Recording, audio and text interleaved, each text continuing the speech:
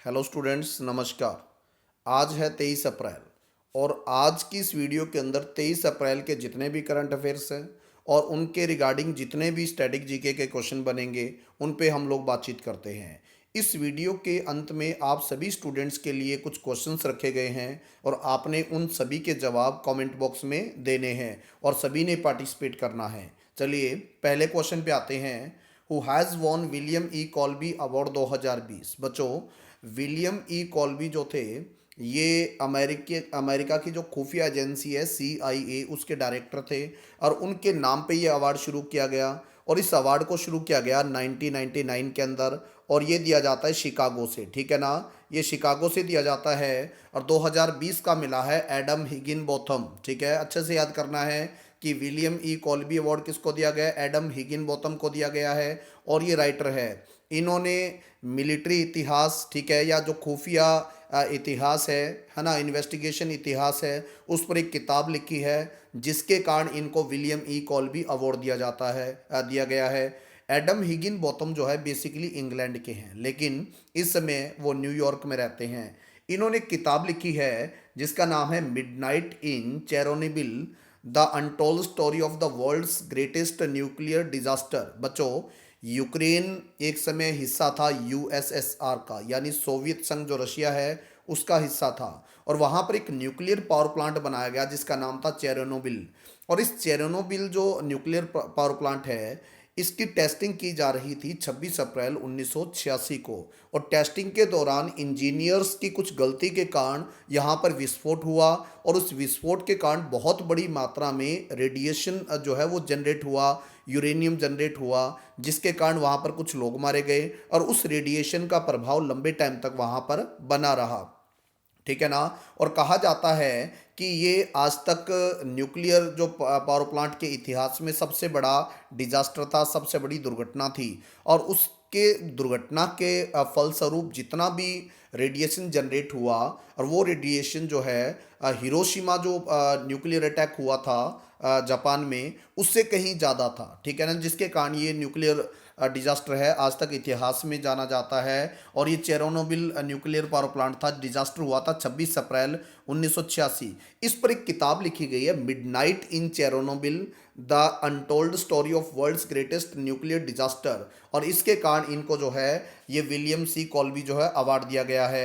अब बात करते हैं ये अवार्ड 1999 में दिया, 99 से फाउंडेशन इसकी की गई और ये शिकागो से दिया जाता है। और ये विलियम ई कॉल्बी जो है CIA के डायरेक्टर थे और CIA जो है द सेंट्रल इंटेलिजेंस एजेंसी कहा जाता है और ये USA की खुफिया एजेंसी है। ठीक है, जैसे भारत की रॉ है या इंटेलिजेंस ब्यूरो है, IB है। और मोसाद का नाम आप सभी ने सुना होगा, इसराइल की खुफिया एजेंसी है लेकिन इसको God father of all intelligence कहा जाता है मोसाद, और ये इसराइल की खुफिया एजेंसी है। तो उम्मीद है ये क्वेश्चन आप कर पाओगे। ठीक है ना, नेक्स्ट क्वेश्चन की तरफ बढ़ते हैं, क्वेश्चन नंबर 2 पे। हाँ जी, where is the headquarter of institute, where is the Indian institute of astrophysics located. अब बात करते हैं एस्ट्रोफिजिक्स। ठीक है, एस्ट्रोफिजिक्स जो बाह्य वातावरण है या एस्ट्रोनॉमी है उसका स्टडी करता है और इसका हेडक्वार्टर आपने बताना है बेंगलुरु। तो क्वेश्चन है आपको कि where is the Indian institute of astrophysics located. आपने बच्चों बताना है बेंगलुरु, जो कि कैपिटल है कर्नाटका की। ठीक है ना, बेंगलुरु कैपिटल है कर्नाटका की और यहाँ पर इंडियन स्पेस रिसर्च ऑर्गेनाइजेशन का हेडक्वार्टर भी है। तो क्वेश्चन है इंडियन इंस्टीट्यूट ऑफ एस्ट्रोफिजिक्स कहाँ पे है? तो आप सभी ने बताना है बेंगलुरु के अंदर है। क्वेश्चन नंबर 3 पे आते हैं। अभी हाल ही में एक स्टेट ने एक इनिशिएटिव शुरू किया, एक पोर्टल शुरू किया है, गेट सेट गो। ठीक है, और इस पोर्टल के थ्रू जो स्टूडेंट नीट की या कर्नाटका सेंट्रल जो एंट्रेंस एग्ज़ाम है उसकी तैयारी कर रहे हैं उन स्टूडेंट्स को कोचिंग प्रोवाइड की जाएगी। ठीक है, और इस पोर्टल का नाम है गेट सेट गो। तो क्वेश्चन है आपको, get set go portal to help students for entrance exam, ये किसने शुरू किया है? आपने बच्चों बताना है कर्नाटका ने शुरू किया है और कर्नाटका की जो कैपिटल है वो आपने बताना है बेंगलुरु। बच्चों, बेंगलुरु को कहा जाता है IT कैपिटल ऑफ इंडिया। आप सभी को पता है बहुत सी IT जो कंपनीज है या बहुत सी इलेक्ट्रिक कंपनीज है उनका हेडक्वार्टर जैसे इन्फोसिस है ना, इन सभी का हेडक्वार्टर जो है बेंगलुरु के अंदर है। तो Bengaluru is IT capital of India. इसको सिलिकॉन वैली भी कहा जाता है और इलेक्ट्रिक सिटी ऑफ इंडिया भी कहा जाता है। इसके अलावा एम चिन्नास्वामी स्टेडियम है, बड़ा इम्पोर्टेंट या कह सकते हैं कि बड़ा फेमस स्टेडियम है, और एग्ज़ाम में इसके रिगार्डिंग बहुत से क्वेश्चन पढ़ते हैं। क्वेश्चन है आपको, एम चिन्नास्वामी स्टेडियम कहाँ पे है? आप सभी स्टूडेंट्स ने बेंगलुरु बताना है। इसके अलावा कुछ नेशनल पार्क है जो कि बड़े इंपॉर्टेंट है कर्नाटका में, ठीक है ना। बांदीपुर नेशनल पार्क, बहुत बार एग्जाम में ये पूछा जा चुका है। बांदीपुर नेशनल पार्क आपने कर्नाटका बताना है। और भी देखते हैं, बनेरघाट नेशनल पार्क, उसके बाद में कुदेरमुख नेशनल पार्क, नागरहोल और आंसी नेशनल पार्क, ये सारे के सारे नेशनल पार्क कर्नाटका में हैं। दोबारा देखते हैं बच्चों, बांदीपुर, बनेरघाट, कुदेरमुख, नागरहोल और आंसी जो नेशनल पार्क है, ये सारे के सारे आपने बताने कर्नाटका में। अब कर्नाटका में दो पैलेस है, ठीक है, मैरिज पैलेस नहीं है, पैलेस है राजाओं के द्वारा बनवाए हुए, ठीक है, मैसूर पैलेस और जगन मोहन पैलेस, ठीक है। और ये बच्चों जो मैसूर पैलेस है ना, ये ताजमहल के बाद, ठीक है, भारत में जो ताजमहल बना हुआ है आगरा के अंदर, उसके बाद सेकंड नंबर का most visited tourist destination India के अंदर, ठीक है। यानी ताजमहल के बाद सबसे ज़्यादा जो टूरिस्ट जाते हैं वो जाते हैं मैसूर पैलेस देखने के लिए, और मैसूर है कर्नाटका में, ठीक है ना, मैसूर कर्नाटका में है। और कर्नाटका के जो सीएम हैं उनका नाम है येदियुरप्पा, ठीक है ना। आपने नाम बताना है येदियुरप्पा, जो हाल ही में थोड़े समय पहले ही बने थे। और वाजूभाई वाला ये यहाँ के गवर्नर है। आपको कर्नाटका के गवर्नर पूछे, आपने बताना है वाजूभाई वाला। तो उम्मीद है ये क्वेश्चन आप लोग कर पाओगे। क्वेश्चन नंबर नेक्स्ट पे आते हैं 4 नंबर पर। Who has appointed new president of international motorcycle manufacturers association? इसको IMMA भी कहा जाता है, यानी इंटरनेशनल मोटरसाइकिल मैन्युफैक्चरर एसोसिएशन। और हाल ही में इसके जो प्रेसिडेंट बने हैं राकेश शर्मा बने हैं, ठीक है ना।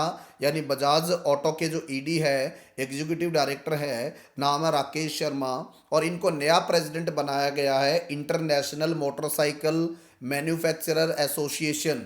और IMMA का जो हेडक्वार्टर पूछे ना, आपने बताने जिनेवा, और इसकी स्थापना 1947 में हुई। बड़ा ही इंपॉर्टेंट क्वेश्चन है। आज देखो सबसे बड़ी बात है क्वेश्चन की सिलेक्शन, ठीक है ना। क्वेश्चन बहुत सारे बनते हैं कोविड-19 वगैरह को लेके, लेकिन सबसे बड़ी बात यह है कौन कौन से क्वेश्चन अपने लिए इंपॉर्टेंट है और कौन से नहीं है, बात ये है। तो ये सारे के सारे जो कलेक्शन है, ये सारे के सारे इंपॉर्टेंट क्वेश्चंस है, और इनके रिगार्डिंग जो डाटा आपको करवाया जा रहा है, ये सारे के सारे इंपॉर्टेंट क्वेश्चंस का डाटा है, ठीक है ना। चलिए देखते हैं। तो बात करते हैं इंटरनेशनल मोटरसाइकिल मैन्युफैक्चरर एसोसिएशन का हेडक्वार्टर आपने बताना है जिनेवा, और इसके प्रेसिडेंट बने हैं नए राकेश शर्मा, ये आपने बताना है। नेक्स्ट क्वेश्चन पे बढ़ते हैं, क्वेश्चन नंबर 5 पे। हाँ जी बच्चों, बड़ा इंपॉर्टेंट क्वेश्चन है। When celebrates English language day? बच्चों आज 23 अप्रैल है, सभी को पता है आज world book and copyright day मनाया जा रहा है, ठीक है ना। World book and copyright day मनाया जा रहा है। इसके अलावा कुछ और क्वेश्चंस भी बनते हैं आज। इंग्लिश लैंग्वेज डे भी 23 अप्रैल को ही मनाया जाता है। क्यों?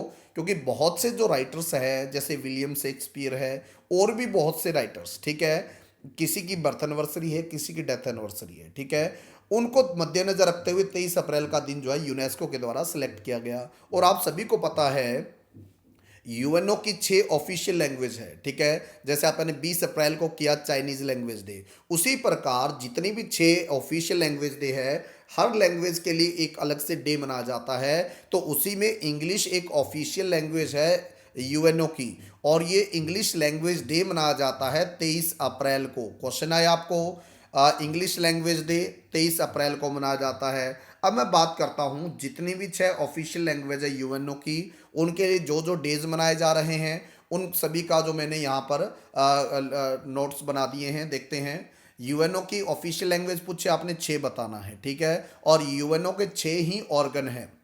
क्वेश्चन आया आपको, यूएनओ के ऑर्गन कितने? 6 ऑर्गन है। ऑफिशियल लैंग्वेज कितनी है? 6 ऑफिशियल लैंग्वेज है, जिसमें अरेबिक लैंग्वेज है, चाइनीज़ है, इंग्लिश है, फ्रेंच है, रशियन है और स्पेनिश है। अब अरेबिक अरबिक लिखा गया लेकिन अरेबिक है, और अरेबिक लैंग्वेज डे मनाया जाता है 18 दिसंबर को, ठीक है ना। और चाइनीज़ लैंग्वेज डे अभी कल आप करके गए थे, 20 अप्रैल को मनाया जाता है Chinese language day.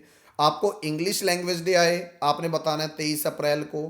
French language day आपने 20 मार्च को बताना है, और रशियन लैंग्वेज डे 6 जून को सेलिब्रेट किया जाता है। और स्पेनिश लैंग्वेज डे ये 23 अप्रैल को सेलिब्रेट किया जाता है। तो यानी 23 अप्रैल को काफ़ी दिवस सेलिब्रेट किए जाते हैं, जिसमें सबसे पहले world book and copyright day, उसके अलावा इंग्लिश लैंग्वेज डे, उसके अलावा स्पेनिश लैंग्वेज डे।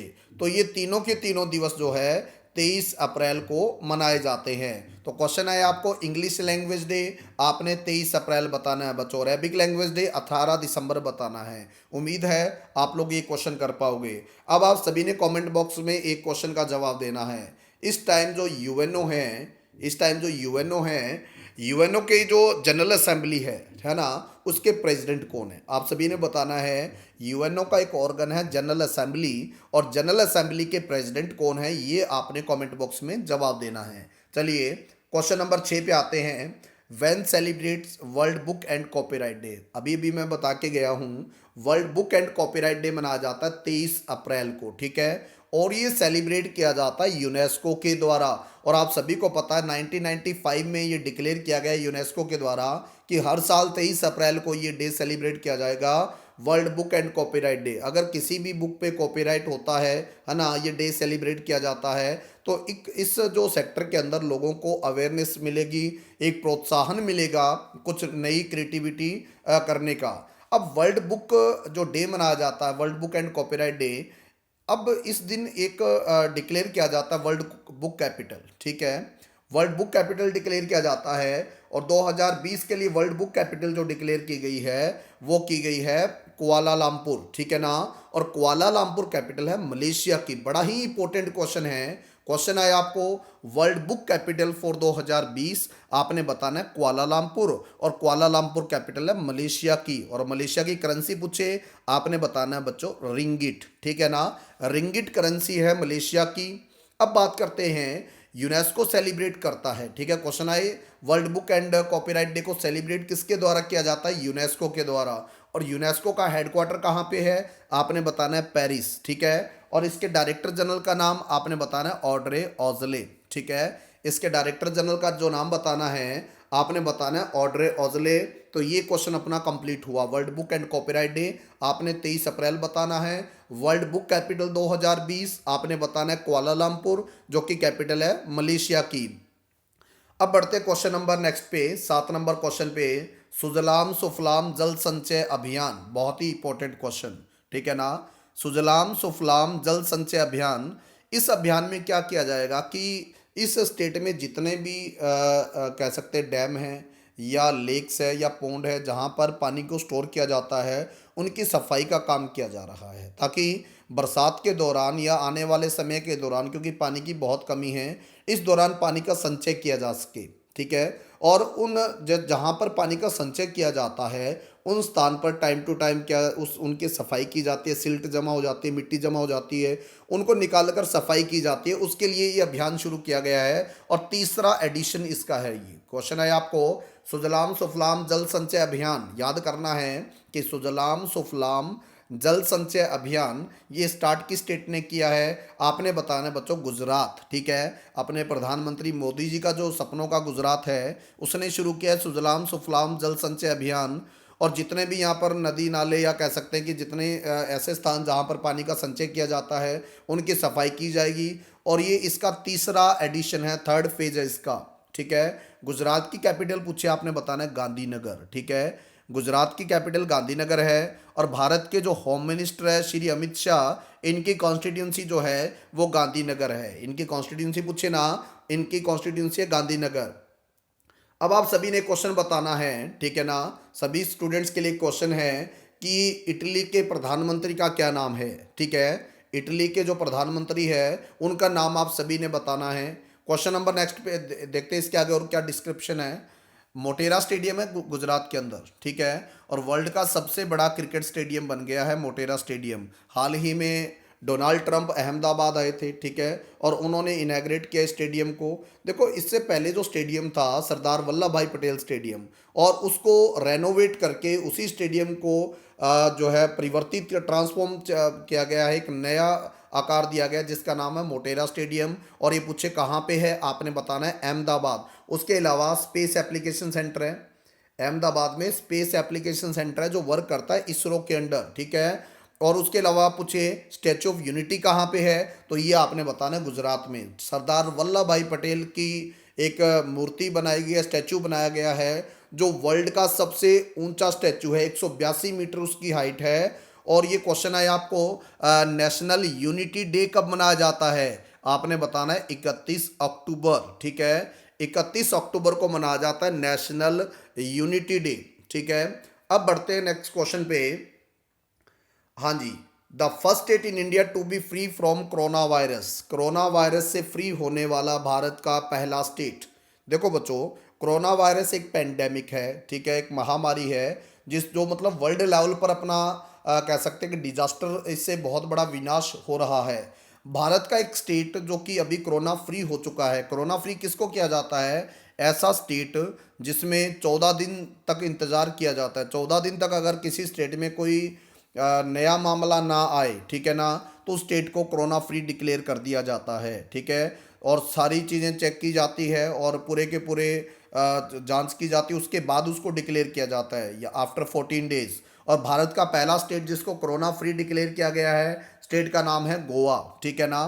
स्टेट का नाम पूछे, आपने बताना है गोवा, कैपिटल है पणजी।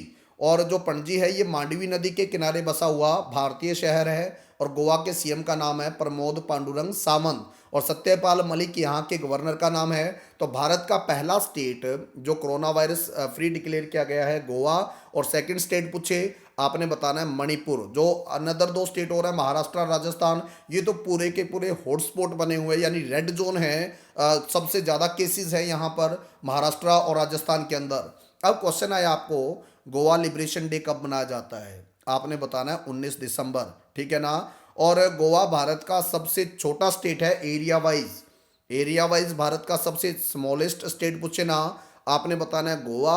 और एरिया वाइज भारत का सबसे बड़ा स्टेट, ये आपने बताना है राजस्थान, ठीक है ना। एरिया वाइज भारत का सबसे बड़ा स्टेट आप राजस्थान बताओगे, और सबसे छोटा स्टेट आपने बताना है गोवा।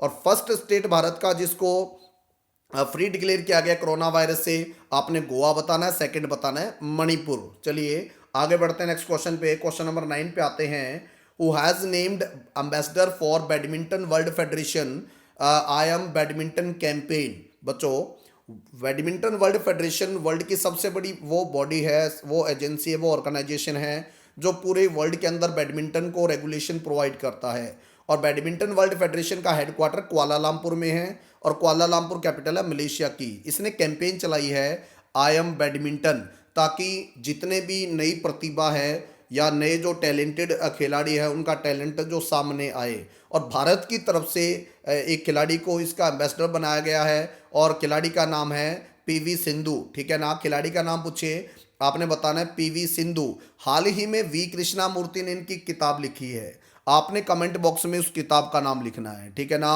वी कृष्णा मूर्ति ने एक किताब लिखी है पीवी सिंधु पर, उस किताब का नाम आपने लिखना है। हाँ जी, चलिए क्वेश्चन आए, आई एम बैडमिंटन कैंपेन के ब्रांड एम्बेसडर यानी एम्बेसडर किसको बनाया गया है, आपने बताना है पीवी सिंधु। हाँ, एक बात और, वर्ल्ड के अन्य देशों से भी कुछ खिलाड़ी हैं जिनको इस कैंपेन का एम्बेसडर बनाया गया है, लेकिन एग्जाम में आपको इंडिया के एम्बेसडर का नाम पूछ सकता है, तो आपने नाम बताना है पीवी सिंधु। और बैडमिंटन वर्ल्ड फेडरेशन का हेडक्वार्टर आपने बताना है कुआलालंपुर, जो कि कैपिटल है मलेशिया की। और मलेशिया के प्रधानमंत्री का नाम आपने बताना है मुहिद्दीन यासीन, ठीक है ना। मुहिद्दीन यासीन जो है ये मलेशिया के प्रधानमंत्री का नाम है। चलिए क्वेश्चन नंबर 10 पे आते हैं, बड़ा ही इंपॉर्टेंट क्वेश्चन।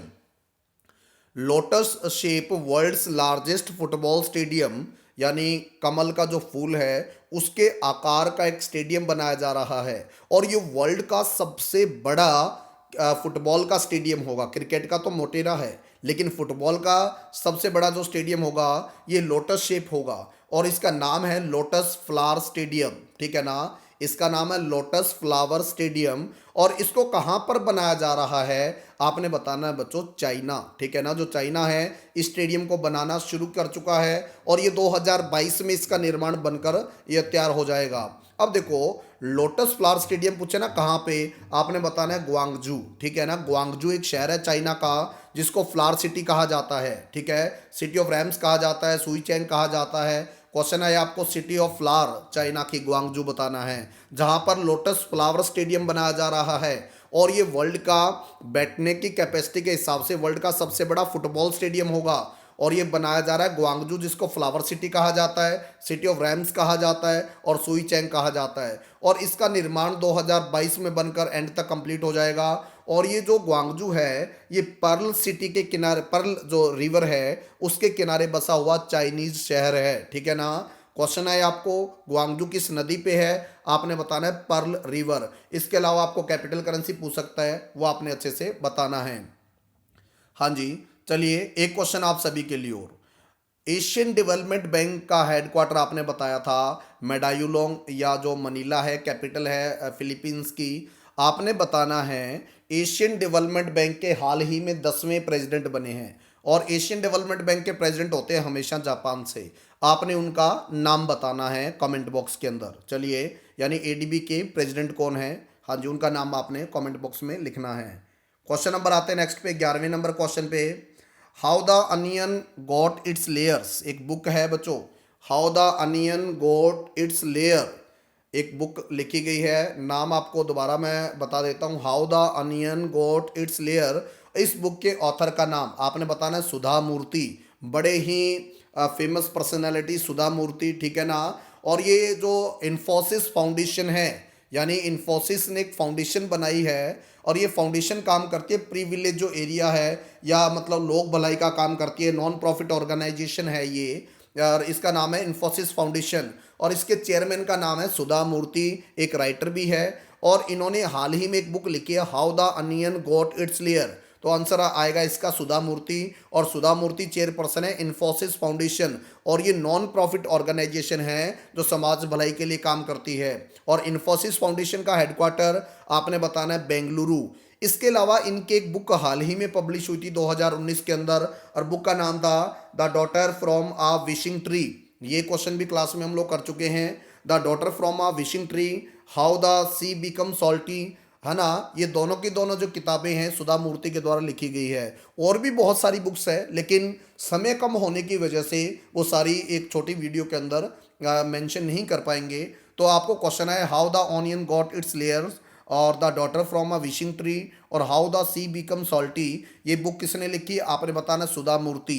ये कौन है, आपने बताना है इन्फोसिस जो फाउंडेशन है उसके चेयरपर्सन है, नाम है सुधा मूर्ति। इन्फोसिस फाउंडेशन का हेडक्वार्टर आपने बताना है बेंगलुरु के अंदर। चलिए क्वेश्चन नंबर 12 पे आते हैं बच्चों, बड़ा ही important question. Kaundinya wildlife sanctuary, हाल ही में हाथी का रेस्क्यू किया गया है, यहाँ पे एक हाथी को बचाया गया जिसके कारण काफ़ी चर्चा में है।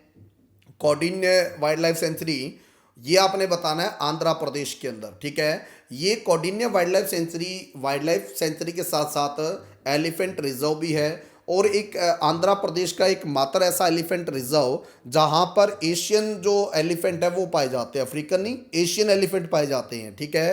तो क्वेश्चन है आपको कौंडिन्य वाइल्ड लाइफ सेंचुरी, आपने बताना है आंध्र प्रदेश, ठीक है। और it is also elephant reserve and only elephant reserve with Asiatic elephant in Andhra Pradesh, ये आपने अच्छे से बताना है। चलिए अब देखो कुछ क्वेश्चन आप सभी स्टूडेंट्स के लिए है, ठीक है ना, जिनमें पहला क्वेश्चन देखो बच्चों, हाँ जी, वॉश करो ऐप, एक ऐप अभी लॉन्च की गई है वॉश करो टू वार्न अबाउट कोविड-19। इस ऐप को किस IIIT यानी ट्रिपल आई है ना, ट्रिपल IT के द्वारा लॉन्च किया गया, ये आपने बताना है। ऐप का नाम है वॉश करो ऐप। उसके बाद में वर्ल्ड प्रेस फ्रीडम इंडेक्स में इंडिया का रैंक बताना है 2020 के अंदर। फिर तीसरा क्वेश्चन देखो, वर्ल्ड प्रेस फ्रीडम इंडेक्स में टॉप किसने किया है 2020 में, ये भी आपने बताना है।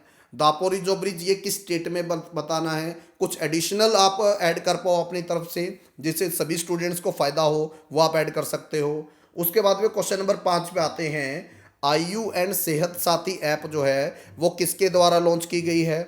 क्वेश्चन नंबर 6 पे आते हैं, अभी प्रेसिडेंट जो है इंडिया के माननीय रामनाथ कोविंद जी, उनके सेक्रेटरी किसको अपॉइंट किया गया है।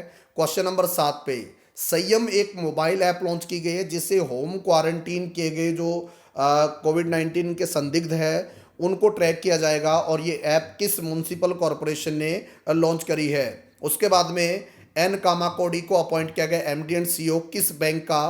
क्वेश्चन नंबर 9 पे आते हैं, कल हम लोगों ने 3 हाई कोर्ट के चीफ जस्टिस किए थे जिनको नया अपॉइंट किया गया है, बॉम्बे, मेघालय और ओडिशा। आप सभी स्टूडेंट्स ने तीनों के तीनों जो हाई कोर्ट है, इनके जो न्यू अपॉइंटेड चीफ जस्टिस का नाम बताना है। और क्वेश्चन नंबर लास्ट या 10 पे आते हैं। कुंभ ऑफ साउथ इंडिया, यानी एक फेस्टिवल को कुंभ कहा जाता है साउथ इंडिया का, किस फेस्टिवल को कहा जाता है। तो उम्मीद है कि आज जितने क्वेश्चन किए, सारे के सारे क्वेश्चन आप सभी के लिए बहुत ही अच्छे रहेंगे एग्जाम्स के लिए, ठीक है ना। अच्छे से पढ़ना। और ये जो जितने भी क्वेश्चंस आपको लास्ट में आप सभी स्टूडेंट्स के लिए दिए गए हैं, इनके जवाब आप जल्दी से जल्दी कमेंट बॉक्स में कीजिएगा। धन्यवाद।